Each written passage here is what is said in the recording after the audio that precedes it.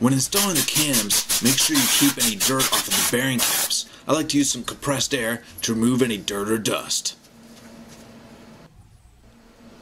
Apply some sealant to the #1 bearing cap on the edges as shown in the service manual.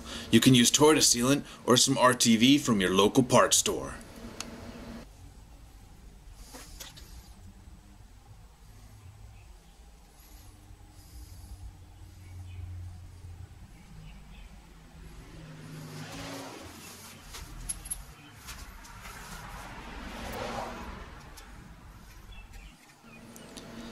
Then lubricate the bearing caps and the valve shims with some engine oil. Here at Love Horsepower, we like to use Mobil 1.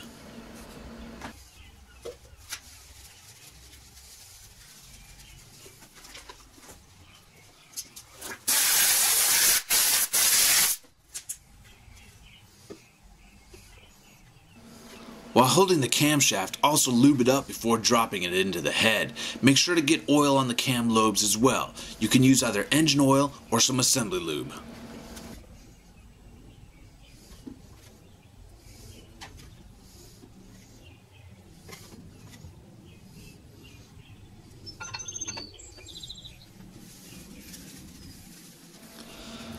Twist the camshaft so that it falls down into the bearing caps. Have the camshaft lobes on the timing belt side aiming away from the head. Then install the bearing caps and torque them in the order specified in the service manual. Make sure to do it in several passes.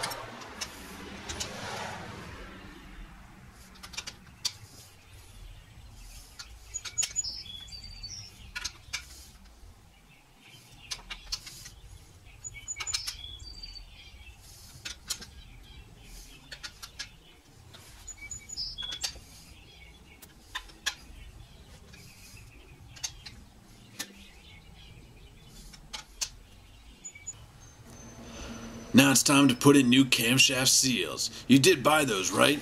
Make sure to lube them up with some grease. It makes installing them much easier.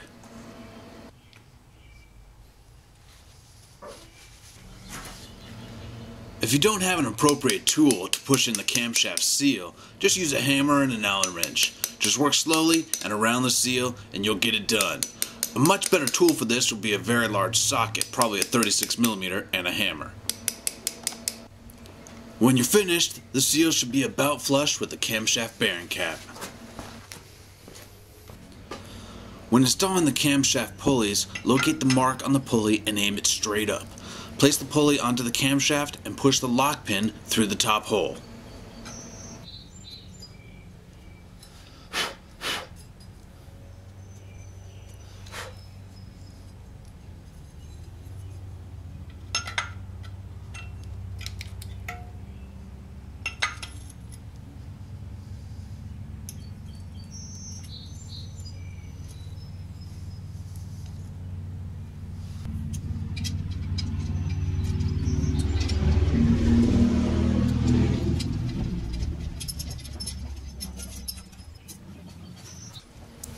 Using a 24mm wrench, hold the camshaft in place while you torque the bolt to specification.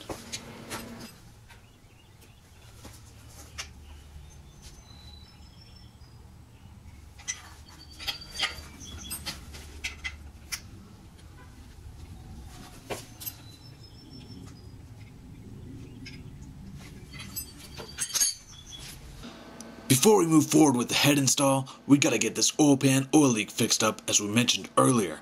You don't have to completely remove the stock exhaust to get to the oil pan. Just unbolt the 3 nuts holding the exhaust to the converter, the 2 bolts holding the exhaust pipe onto the muffler, and the 2 small 10mm nuts bracing the pipe to the muffler.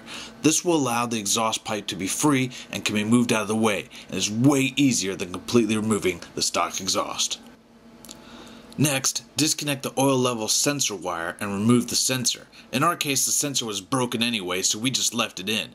If yours is working though, remove it. It's expensive and you'll probably end up breaking it when you drop that pan. With the exhaust pipe and sensor out of the way, just unbolt the 9 bazillion bolts and nuts holding the oil pan onto the block. Once you have them all out, the oil pan will probably be stuck on there by the form-in-place gasket stuff that Toyota uses. I found it best to use a knife and cut the seal around the pan instead of using a screwdriver. This prevents bending the pan, and if you do that, trust me, it will always leak, so just take your time and get it done. With the oil pan finally off, we gotta get back to more cleaning. Drain all the oil out and soak up the rest with some rags. Then clean it all up with my personal favorite, brake cleaner. Get all the old gasket material off too. When you go to reinstall that pan, I found that the Toyota form-in-place gasket maker really works best to seal that pan back up. As we mentioned earlier, we're going to show how to remove a piston. It's actually really easy. Well, once you have the head and oil pan off. First, depending on which piston you want to remove, you'll probably have to unbolt the oil pickup and the windage tray. If the engine has a lot of miles on it, you might need to use a ridge reamer to remove carbon buildup from up top so that the piston can be pushed out. Before we go ahead and pull out a piston, check out all this neat stuff under here. You can see the crankshaft bearings, and rod bearings. You can also see the bottom of the pistons. This heavy crankshaft thing spins at an amazing 7,200 RPM. That's incredible! To remove a piston, unbolt the 2 nuts holding the lower rod bearing onto the crankshaft and remove the bearing.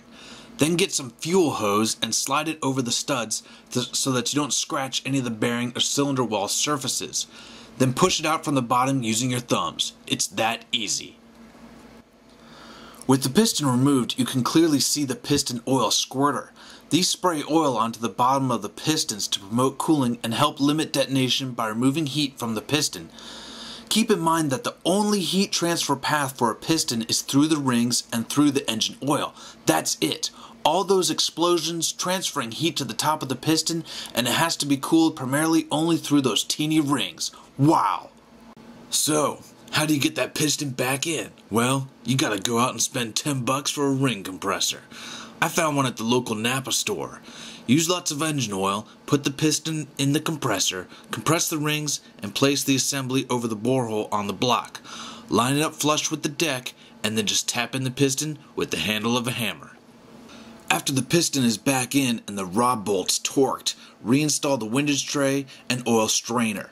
Place some of Toyota's form-in-place gasket maker on the oil pan as shown, and bolt it back up. Be sure to torque the bolts and nuts evenly so that there won't be any leaks. Okay, now, what were we doing again? Oh yeah, we gotta get that head back on to go get boosting. First we gotta lube up the ARP studs using the included lubricant. Then screw the studs into the block using an Allen wrench. Phew, that's some seriously fast speed screwing, if you know what I mean. We'll be back to boosting in no time. Now let's make sure the deck is clean and drop our new head gasket in place. In this case, we chose to use the TRD gasket with a .9mm thickness. Alright, let's get that head back on. Make sure it's clean, and maybe blow it out one last time with some compressed air. It's best to do this step with 2 people. Convince a buddy, wife, or brother that it will be a really good time. I mean, it will, right?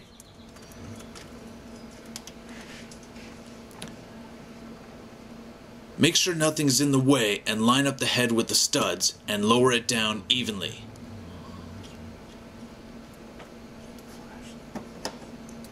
You might need to check it out using a flashlight.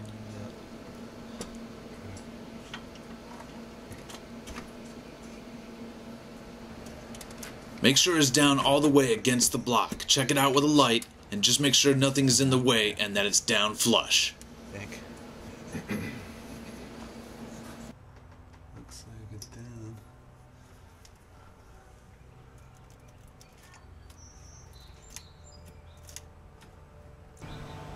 Oh yes, yeah.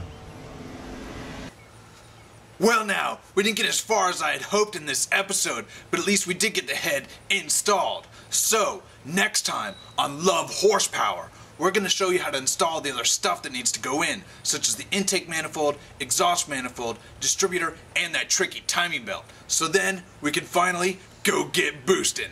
We'll see you then.